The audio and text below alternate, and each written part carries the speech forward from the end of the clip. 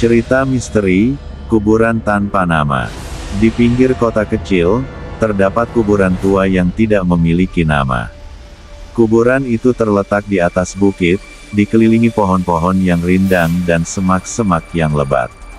Masyarakat setempat menghindari tempat itu karena kejadian-kejadian aneh yang sering terjadi.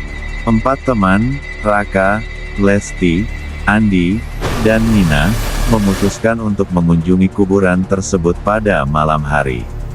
Mereka ingin membuktikan keberanian mereka dan mencari sensasi. Saat tiba di kuburan, mereka merasakan kesadaran bahwa ada sesuatu yang tidak beres. Malam mulai gelap, suara-suara aneh mulai terdengar, langkah kaki, pintu yang terbuka dan tertutup, dan suara-suara yang tidak teridentifikasi. Mereka mencoba merekam suara-suara tersebut, tetapi recorder tidak berfungsi. Saat menjelajahi kuburan, mereka menemukan makam tanpa nama. Makam itu terlihat baru dan tidak memiliki tanda-tanda identifikasi. Raka memutuskan untuk membuka makam tersebut. Saat membuka makam, mereka menemukan mayat yang tidak teridentifikasi. Mayat itu memiliki mata yang terbuka lebar dan senyum mengerikan. Tiba-tiba, suara-suara mengerikan semakin keras. Mereka merasakan kesadaran bahwa kuburan itu dikutuk. Andi tiba-tiba menghilang. Mereka mencari, tetapi tidak menemukan. Saat mereka kembali ke makam, mereka menemukan Andi tergantung di pohon dengan mata terbuka lebar. 3 teman yang tersisa berlari mencari bantuan, tetapi pintu-pintu tersegel. Mereka terjebak. Suara-suara mengerikan semakin keras. Mayat di makam mulai bergerak. Lesti terjatuh dan tidak bisa berdiri. Raka dan Nina mencoba membantunya, tetapi Lesti tiba-tiba menghilang. Mereka menemukan Lesti di dalam makam dengan mata terbuka lebar. Raka dan Nina berlari ke pintu utama, tetapi terlalu terlambat. Pintu tertutup, dan kunci terputus. Mereka terjebak. Mayat di makam mendekat. Keesokan harinya, polisi menemukan 2 mayat di kuburan tanpa nama. Raka dan Nina tergeletak dengan mata terbuka lebar, seolah-olah melihat sesuatu yang mengerikan. Kuburan itu tetap menjadi misteri yang tidak terungkap. Polisi memulai penyelidikan tentang kematian Raka dan Nina. Mereka menemukan rekaman suara yang ditinggalkan oleh 4 teman tersebut. Rekaman itu berisi suara-suara mengerikan dan teriakan. Seorang warga setempat, Pak Tono, mengaku melihat cahaya aneh di kuburan pada malam kejadian. "Aku melihat cahaya merah dan suara-suara yang tidak biasa," katanya. Penyelidikan lebih lanjut mengungkapkan bahwa kuburan tersebut dibangun di atas tempat pembantaian massal pada zaman kolonial. Arwah-arwah korban pembantaian tersebut dipercaya masih terjebak di tempat itu. Seorang paranormal, Ibu Sri, memastikan bahwa kuburan tersebut dikutuk oleh arwah-arwah yang marah.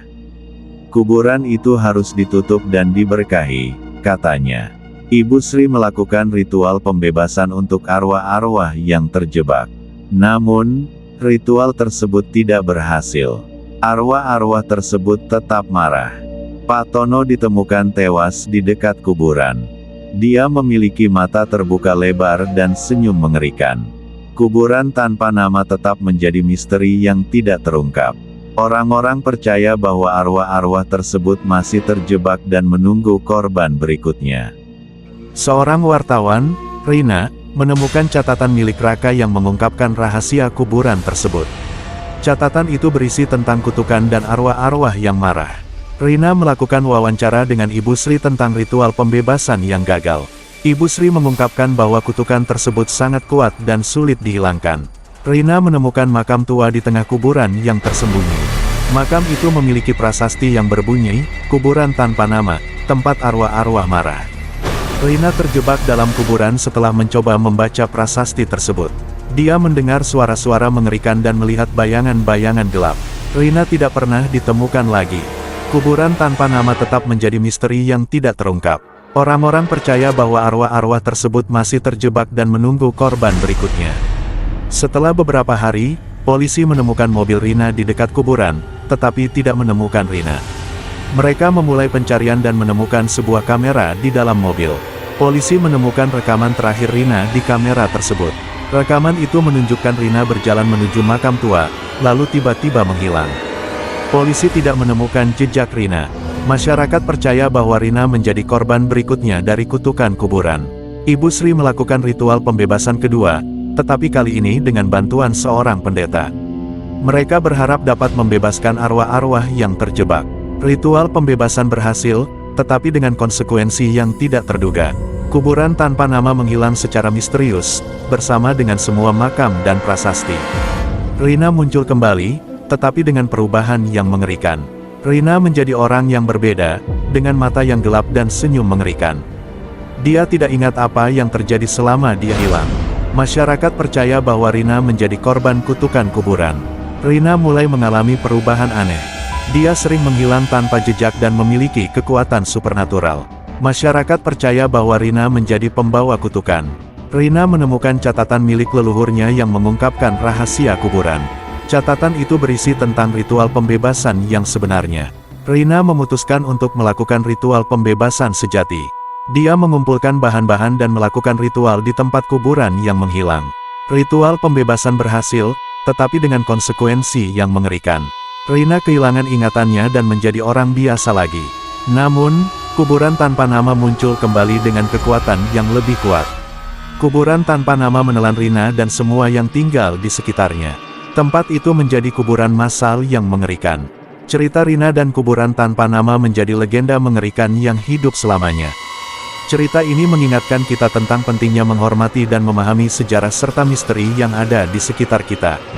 Jangan memandang remeh kejadian-kejadian aneh, karena di baliknya terdapat hikmah yang dalam.